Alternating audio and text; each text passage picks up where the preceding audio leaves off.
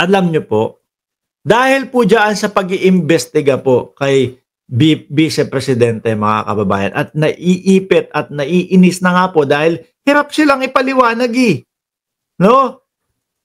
Umaabot sa punto, mga boss chief amo sir, ang ating Vice Presidente ay nanggagalaiti na ho, no? Umaabot sa punto na kahit po yung mga ganitong bagay na ang tagal-tagal na pong nakatayo sa Pilipinas, ang tagal-tagal na pong tourist spot sa Pilipinas, mga bossing, pagdiskitahan. Hindi naman dapat tourist spot yan O, di ba? Dahil gawa po dahil po nagawa ito, kung hindi ako nagkakamali sa panahon ng Pangulong Marcos Sr. ay napagdiskitahan yung San Juanico Bridge, di ba? Ng ating Vice President. Hindi naman dapat yan. Hindi naman mahaba yan Hindi dapat tourist spot yan. Biruin nyo ho, mga bossing ha. Sariling atin. Sarili. O kahit pabalik-balik na rin mo pa. Sa mamamayang Pilipino, sa bansang Pilipinas, yung San Juanico Bridge na yan. Nung panahon ho na itinatag yan, mga kababayan, ako ho ay naniniwala, isa sa pinakamatibay, isa sa pinakamahaba sa Pilipinas, at isa sa pinakamagandang disenyo. Kailan pa po ba tinatag yan, mga bossing? Ilang dekada na din po.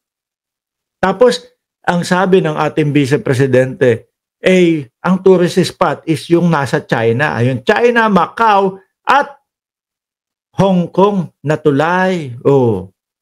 Sabi ho tuloy ng ating mga kababayan, bakit hindi ka na lang tumakbong presidente doon sa China? Total naman, parang mas maganda para sa iyo ang China. At ito ho nasundan pa po yun. Hindi ko lang ho alam kung yun yung nauna, yung pagkomento niya sa San Juanico Bridge na hindi daw dapat tourist spot. Pero ikumpara yung San Juanico Bridge doon sa tulay ng Hong Kong, Macau, China, at yun ang sabihin na dapat tourist spot. Ang ating bayan ho, mga bossing, isa sa pagkukunan ng kita ay ang turismo. Tapos, magugulat tayo, ang Vice Presidente, binabanatan yung mga kaakit-akit na lugar, yung mga kaakit-akit na itinayo ng gobyerno. Para na ding sinisira ng Vice Presidente yung turismo ng Pilipinas. Di ho ba? Sabi ni Chi ng Cereza Post, tourist spot kasi yung tulay ng tatay niya. Alin doon? Yung Mount Kamuning, anak ng tinapa. Pagsampa mo, diretso ka na yata sa langit nun Di ba? Sabi ni Leo, San Juanico Bridge is called the Love Bridge. At yan ay isa sa tourist spot natin dahil yan ang pinakamahabang tulay sa Asia noong araw. Di ba?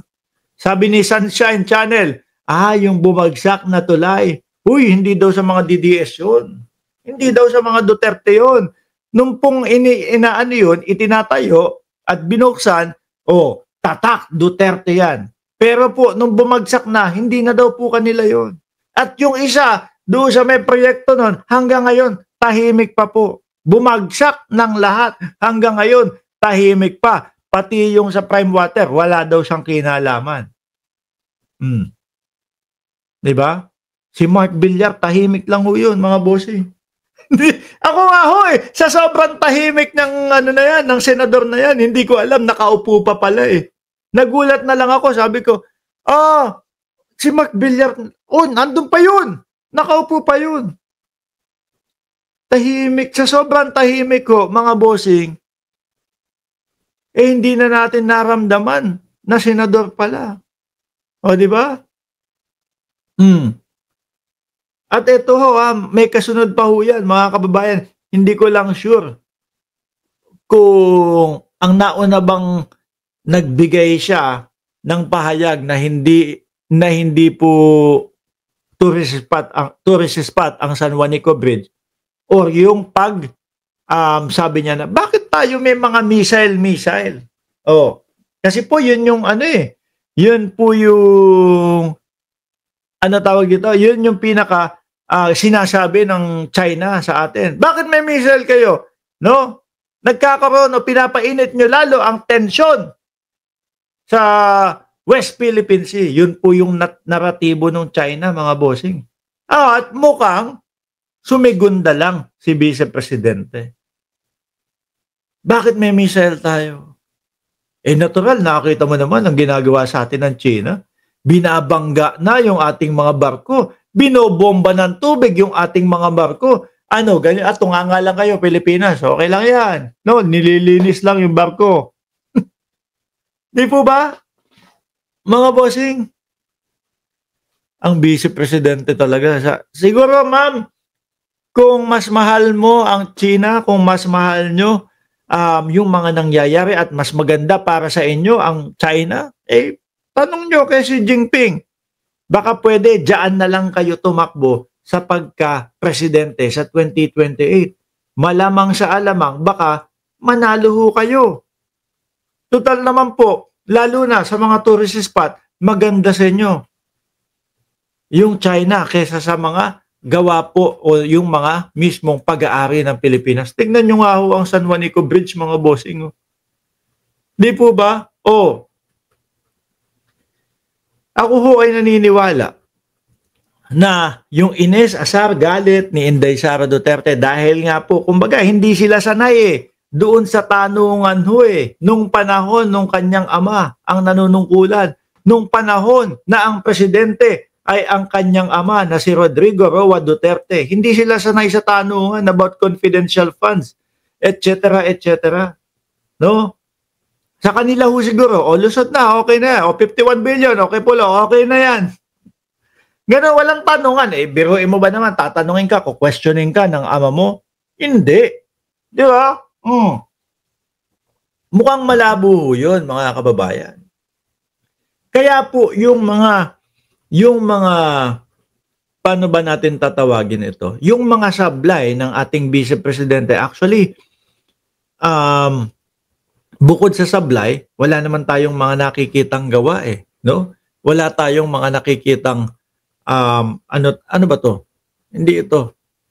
Wala tayong mga nakikitang proyekto sa kanila. Ang pinagbubuntungan ho, mga bossing, yung mga proyekto ng ating gobyerno na maayos po at magandang napapakinabangan po. Tignan nyo na lang 20 pesos na bigas. Di ba? Yung 20 pesos na bigas, nag-abono ng 13 pesos ang gobyerno upang sa ganon, masunod yung kahilingan o masunod yung pangarap ng Pangulo na 20 pesos lang ang dudukutin ng bawat Pilipino na bibili nung bigas na yon. Diba ano sinabi ng ating Vice Presidente? Panghayop. Biruin mo po, saka o tanim ng ating mga kapwa Pilipino tapos masasabihan panghayop. Di ba? Ang saklap naman po nun, mga bossing. Samantalang ang ating Vice Presidente, mga kababayan, tingnan nyo naman po, pabalik-balik. Simula po nang nakulong ang dating Pangulong Duterte o simula po nung siya ay naupo bilang Vice Presidente,